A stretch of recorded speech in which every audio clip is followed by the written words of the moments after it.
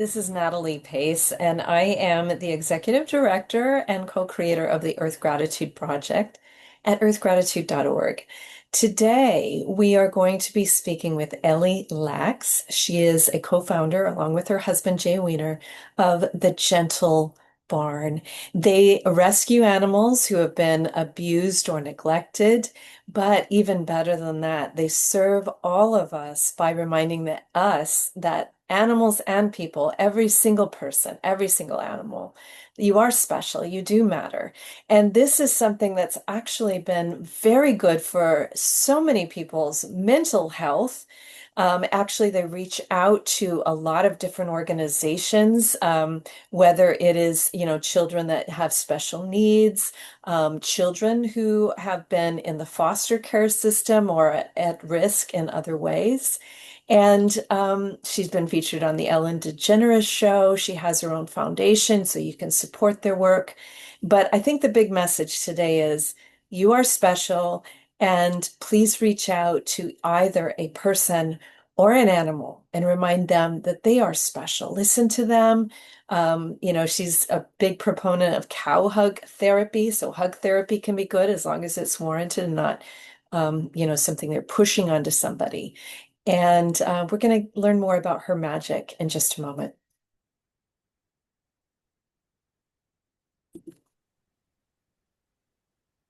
Hi, I'm Ellie. I'm the founder of the Gentle Barn Foundation, a 27-year-old national organization located in Los Angeles, California, and Nashville, Tennessee. We rescue and rehabilitate severely abused and neglected animals who have nowhere else to go and who will otherwise be euthanized. We bring them home to the Gentle Barn, and we have a huge and very extensive rehabilitation program that we put them through. And once they're finally happy and healthy, we either find them families and homes of their own, or we give them sanctuary because they need ongoing care for the rest of their lives. And if at any point during their time with us they feel ready, we partner with them to heal people with the same stories of trauma and connect people to the love and magic of animals. I really believe that every single one of us is special, both human and animal alike. I believe that every single one of us comes for a reason, comes with a dream, knows who we are, and comes to share something of ourselves with the world. Now, some of us get lost and distracted and beaten down along the way, but when we return to it, we all can remember who we are and why we've come.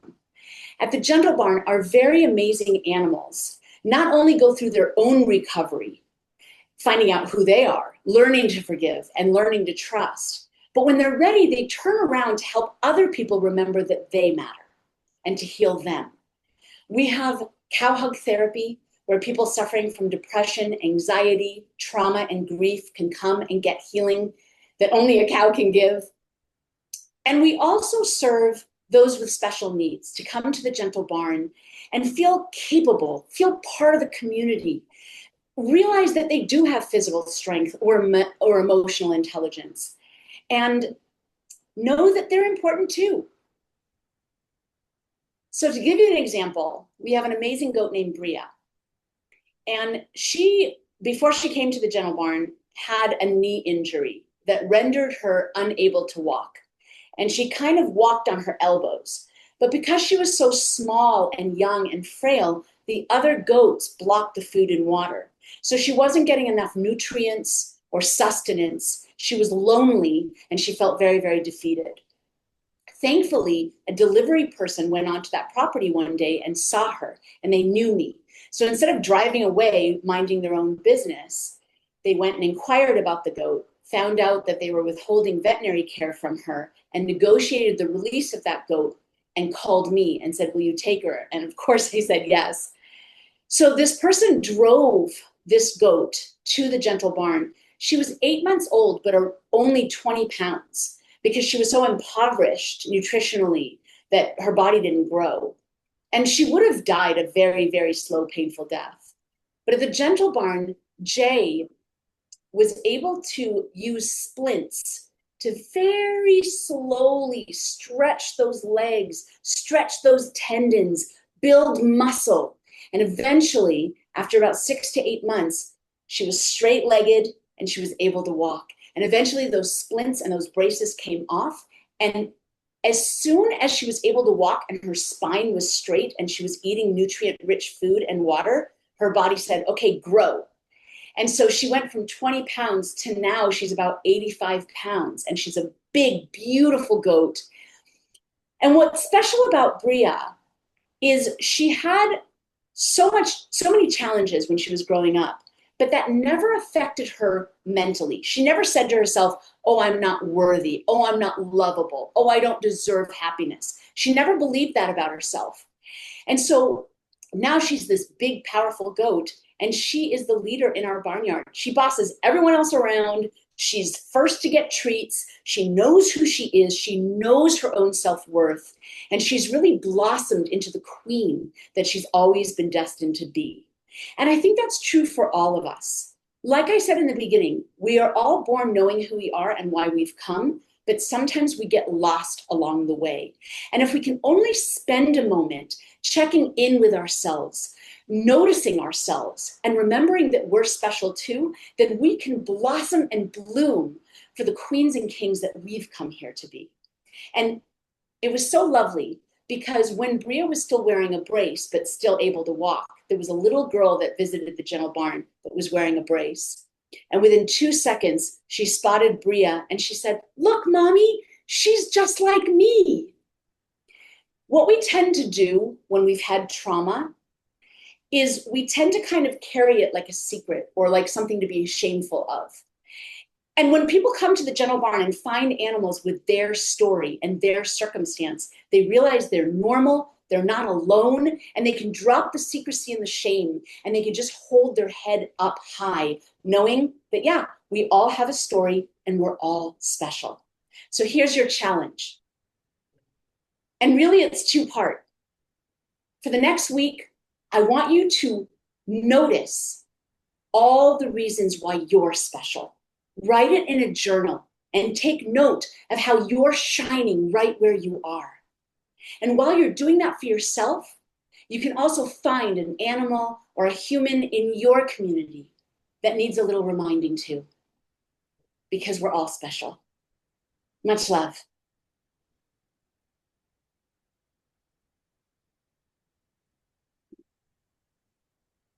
Okay, so you now know why Ellie is being featured by the Earth Gratitude Project. She is very special. And again, I do encourage you to make sure that you sign up for the 21-day Earth Gratitude Challenge because Ellie's challenge is one of 21 that is designed not only, we're Earth and gratitude, right? So sustainability as well as the power of gratitude.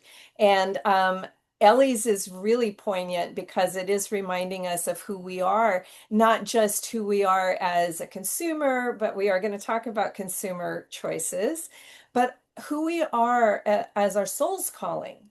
I love that, Ellie. Let's talk a little bit more about that because I mean, 27 years of doing this, you have to get funding. I'm sure that's not easy. Running two farms on different coasts of the United States. But this is your calling, right? You do have a smile that says, uh, I'm living my life's purpose. Do you want to speak a little bit to that? I am absolutely living my life's purpose, and I wake up every day in gratitude that I get to live this dream for one more day and do this work. But I want to note that our impact is because of the incredible team that I have working with me. Jay is the co-founder and CEO. He works tirelessly to make sure that this organization runs well. We've got a development team, social media team, operations team, a programming team, an animal care team, and every member of this Gentle Barn family and team works so hard for all the same reasons. So I'm really, really grateful to have such extraordinary people I get to work with. We're grateful that you're doing this incredible work, not just for the animals, but also for people. And I want to talk a little bit about your two locations so that if anybody is in the area, they know when they can come by and visit. Do you still have public access days? And also, what part of the West Coast are you in exactly? Yeah, so we have two locations. We're located just outside Los Angeles in a place called Santa Clarita, which is like 30 minutes from LA. And then in Tennessee, we're located just outside Nashville in a place called Christiana, which is about 40 minutes from downtown Nashville. And across the two locations, we have 200 rescued animals. And people can come visit them on Sundays from 10 to 2 and hug the cows, cuddle the turkeys, give the pigs tummy rubs, hold the chickens, play with the goats and sheep, and learn their incredible stories of resilience. We offer private tours during the week and on Saturdays. And we also offer cow hug therapy, turkey cuddle therapy, and equine therapy, which are incredibly healing for people that are suffering, someone that needs to practice confidence and leadership skills, or someone that just needs to laugh and be reminded that there's always hope. We also have a literacy program where a tiny little chicken goes into classrooms and helps kids be motivated to read. And we have all kinds of programs for drug and alcohol rehab centers, foster agencies, homeless shelters, domestic violence shelters, really anyone that is struggling, and I think we all are today. People can come into the Gentle Barn and find an animal that will breathe the life back into us. And how, let's say someone does, whether you're a person that's, involved in rehab or working with at-risk kids or, children or adults with special needs, or even someone who is maybe has a group that they're doing for grief counseling. What's the best way they can get in touch with you to arrange a special day or be part of another group that you're hosting? I would invite them to go to gentlebarn.org. And that's our website. And that's where people can find out all about our programs, how to visit, and even sponsor an animal. Yeah, and I definitely now tell us more about sponsoring an animal and your special person program. So one of the funnest ways to support the Gentle Barn and be connected to these beautiful animals is to sponsor an animal. So you can go to gentlebarn.org. You can see the majority of our animals, their names, their stories, their beautiful smiling faces, and you can pick one that calls to you. And you can sponsor them for a nominal donation each month, where in turn you get behind the scenes exclusive pictures and updates of how they're doing. So you can feel like you have your own cow or your own chicken, and it's lovely. Okay. Um, and then our special person program, there's something so special and extraordinary about animals. Being around them makes us feel like we're the best versions of ourselves, makes us feel not judged, not criticized, safe and accepted for who we are. And those things really bode well for someone who's dealing with autism or a physical disability or an emotional mental disability. We have incredible success with people that are otherwise kind of closed up and shut down with other humans, don't really want to talk much in therapy, aren't really moving forward, but they can come to the Gentle Barn and immediately beside an animal, they now have eye contact, they're talking away, they're showing their intelligence, they're interacting with others. Yeah. They're using a rake and going, yeah, I've got physical ability. I'll tell you another amazing story. We had a boy we had a class that came to the Gentle Barn and they all had special needs. And to boost their morale and kind of have them practice physical abilities, we had a project lined up for them. They were going to rake the barn and clean the stalls. And they all got off the bus and got their rakes and kind of got to work while my staff was chaperoning them. The very last boy to come off the bus was quadriplegic. They took him off the bus and they just put him in a corner. Oh my. And so while everybody was busy at work, I said, well, what about him? And they said, well, he's quadriplegic and he doesn't talk. And so, he kind of lives in his own mind. Mm. And I said, well, yeah, this isn't going to happen on my watch. Good. So I went and got a horse that I like to partner with. Her name was Sasha. And for no particular reason other than she was joyful and amazing. And I just knew this boy had to meet Sasha. So I brought Sasha over. I turned him around to face her. And at first he kind of was like in his own self. Yeah. But after a few minutes, he kind of opened his eyes and he focused in on Sasha. And Sasha, on her own, I never trained her to do this. Right. She reached out and with her mouth she started massaging this boy's chest and shoulders and head. Oh my goodness. And the more she did it, the more grounded and centered he became, the more present he became. And he started to laugh and smile and to have this most extraordinary engagement with her. Wow. So they were enrolled in our program for the next year. So his name was Jack. Every single time Jack arrived, I Right. would say, "You ready to see Sasha?" And a huge smile would spread across his face, and I would go get Sasha. Now, here's something interesting. With the having him hold on to the lead rope, and we would push his wheelchair, and he would basically walk Sasha. And with him giving Sasha carrots, by the end of our program, he gained full use of his right arm. Oh my goodness. And think about what that means to someone that's quadriplegic. He could feed himself and he could write.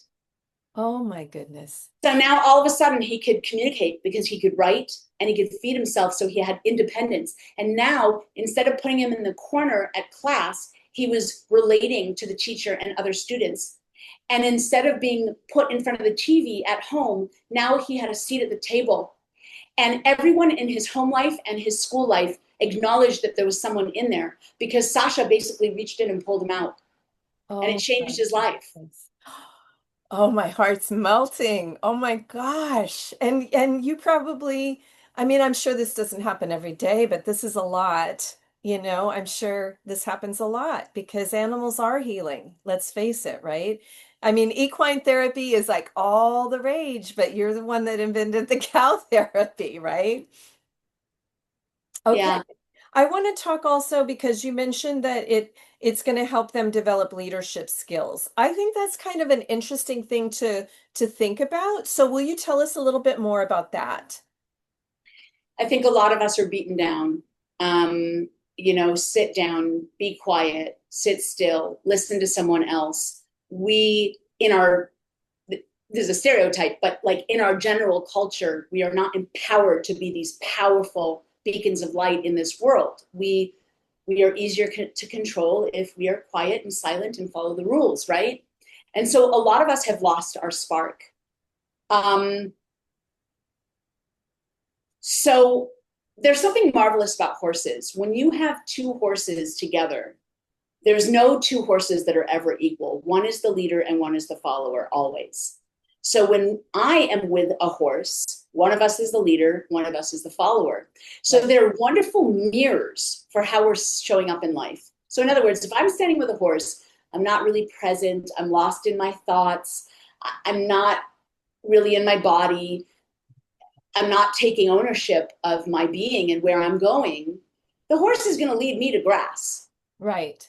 Right. But when I am present, when my eyes are focused on where I am going, when I have the energy of forward movement, the horse is going to follow me.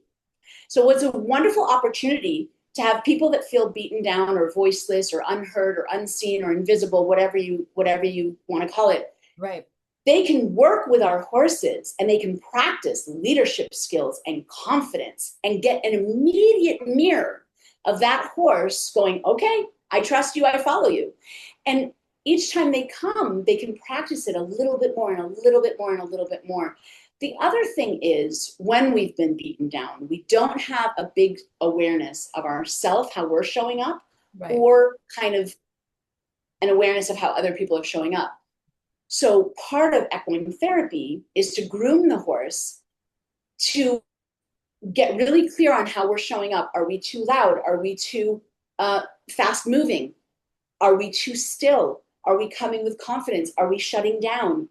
Right. How is the horse behaving towards us? And so it can help us get an awareness of how we're showing up and how someone else is interacting with us. And it can really help with that overall awareness of ourselves in the world. And Wow. then we get to walk the horse and become leaders with that energy. And it helps people find their inner warrior. It helps people find that inner strength that's been there all the time, just been silenced. All right, guys. So I can imagine that all of you are ready to go to Nashville and Santa Clarita at this point. I want to talk also a little bit more because you, in your TED Talk, you share your story, which is incredible. But I can relate to it. You were a little suicidal as a child. I was very suicidal as a child. I ran away from home when I was 12, and I was raised in the foster care system. So when you talk about how your animals can help people to heal, I mean, we're coming from it from a place of understanding a little bit more of what the challenges of at-risk kids are facing. But I think also, those people that are working with, kids at risk or working with rehab, et cetera, you're aware of the fact that a lot of times someone at risk actually doesn't, they don't show that. They show aggression, or they might show I'm really strong. But you were talking about how some of these really maybe very, powerful looking, tatted up, aggressive people become like little love muffins at your barn. So let's talk a little bit more about that, because it seems to me like that's really powerful too, rehabbing people and making them stronger members of society by the theme that you keep coming back to is each one of us has a light. Each one of us can be the king and queen. Each one of us can lead our own lives. So let's talk a little bit more about how your gentle barn and your approach, and honestly your wisdom, right? For you've been doing this now for what, 27 years. So you've seen a lot of stories. So talk to us a little bit about at risk, people that come off like they're really maybe even scary, and how that works. So I have so many things to say in answer to your question. The first thing that I want to say is that's really where cow hug therapy comes in, because cow hug therapy, there is nothing like a hug by a cow to get us open and vulnerable. And when we are open and vulnerable, then we can heal. Oh, I also want to say that those of us that have a big bright light, those of us that have come to change the world or inspire others or carry a message, we tend to be the only ones in our families or our communities that behave that way. If we came into families of origin or communities that were exactly like us, we wouldn't have a problem on this planet at all, which right. would be amazing. But most people are not connected to who they really are. So when those of us come in and we have something to say and we have intelligence and we have foresight and we have intuition and we're connected in a different way, Yeah. we're going to feel very alone. We're going to feel very different. The people around us are not going to understand us, which makes for a very rough childhood. Yep. So I don't know if this speaks true for you, but for me, I looked around and said, I am not like any of these people. I don't understand them. They don't understand me. I want to go home. And I think that was the impetus behind all my suicide attempts. Like, I really didn't want to be here. Yeah. Now, thank goodness I stayed, because my role is to offer something that people haven't considered, offer healing that doesn't exist, offer a space for animals and for people to be reminded that they matter, so Yeah. that we can start healing and that the world can start taking a different shape. So when I'm working with kids who are at risk, they're my favorite people in the whole wide world, because I don't see, they've been branded troublemakers their whole lives. They've been in and out of prison. They numb the pain with drugs or alcohol. Nobody understands them. They're in trouble wherever they go. And so they carry that stigma. But when they walk through my doors, I say, here's a hero. Here's a hero. And we've got to get them to see themselves so they can shine. Because Yeah. everyone up until now that has given them a negative mirror is mistaken. They're what the world needs right now. And so the first question I ask them when they come to the Gentle Barn is, what is the best word that describes who you are, and what is your dream? Oh boy. Because number one, I want to cultivate that self-awareness and hope for the future. But number two, I want to know what they think of themselves. And oftentimes they'll say, I'm bad, I'm ugly, I'm disgusting, Oh I'm my. my parents' worst nightmare. And then I know what my work is. Because the minute I know how they see themselves, that's my work. I have to change that. Right. So then we go into the barnyard, and animals that are scared of everybody approach them. Or maybe they're in line to brush a cow, but they give the brush to someone else instead. Or maybe an animal walks away not wanting to be pet, and they don't pursue them because they heard the animal say no. Wow. I get to watch them over the course of 2 hours. And then at the wishing well, when we end our group, number one, they can make wishes. But number two, I get to mirror what I just saw. I get to mirror their generosity, their thoughtfulness, their kindness, their courage, their intelligence. And every time they come to the gentle barn, I get to show them a little bit more of who they really are until they can see themselves. Right. I'll tell you a story if we have time. Yes, please do. Okay, there was a bunch of teenagers who had been in prison, were now released on parole, and were staying at a probation camp, like a boys' home.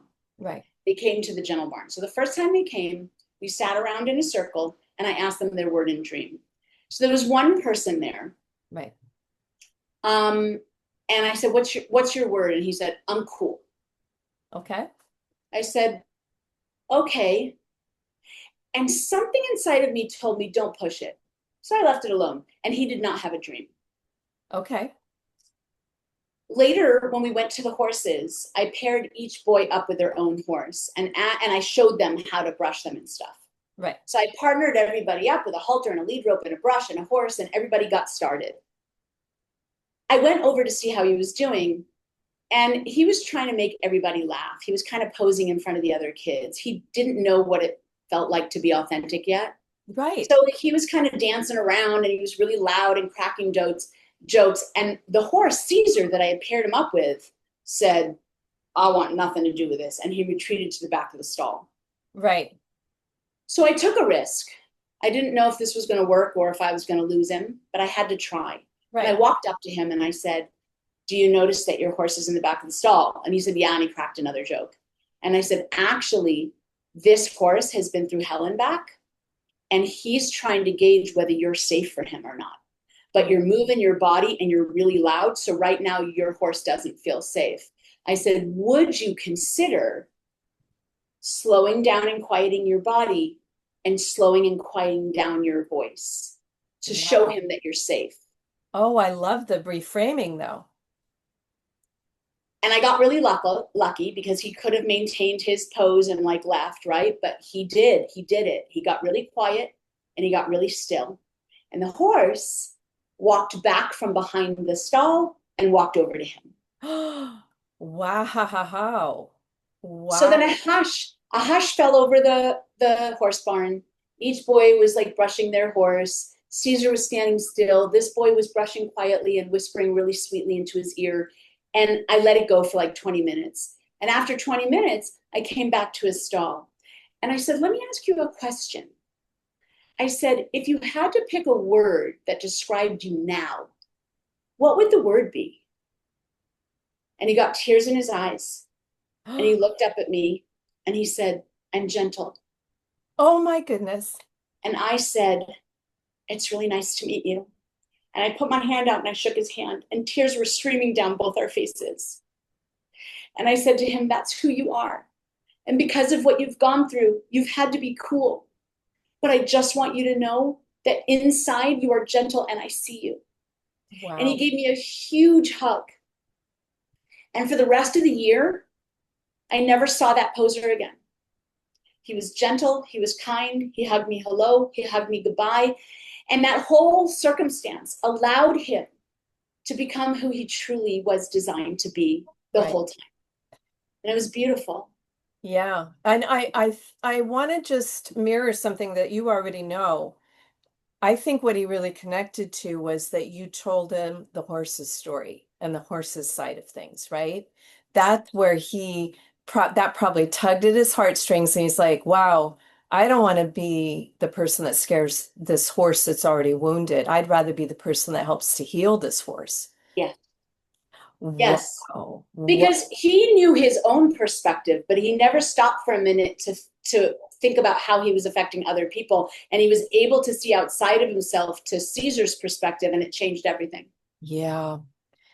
Well, that's what I'm really loving about your challenge is that you started it with, tell yourself. Do you want to repeat your challenge? Because I know you know this. I'm guessing this is what everybody who comes to the Gentle Barn and especially in a group setting that's more organized gets. So go ahead and remind us again of what it is that we can do for ourselves and for others. And I love the idea that it's a two-parter. And perhaps that it's for a person and an animal, which makes it a three-parter. Well, my challenge is to first notice over the next week what makes you special.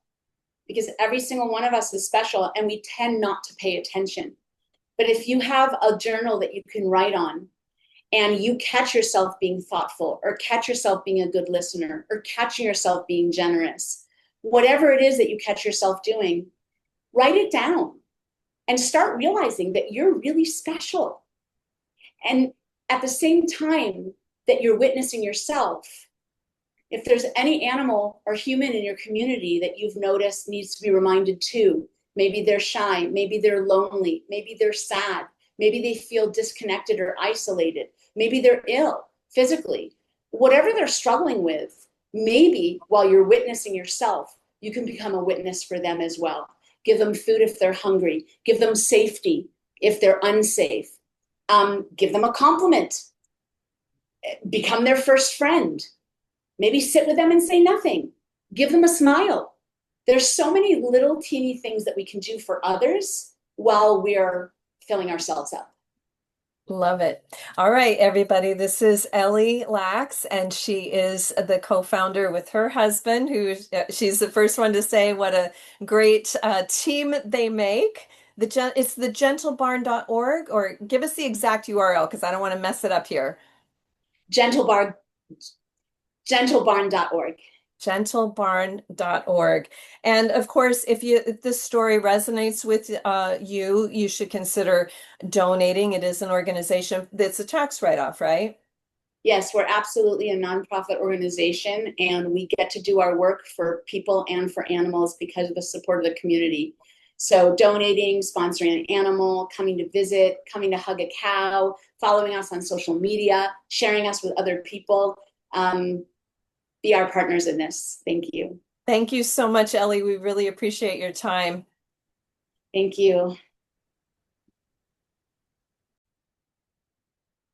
So thank you again, and thank you, Ellie, Lax, and Jay, for all that you're doing at the Gentle Barn, both for the animals and the people who we've heard about, and many more that are probably going to walk through their barn and heal themselves and find out what a leader they are and what their soul's purpose is.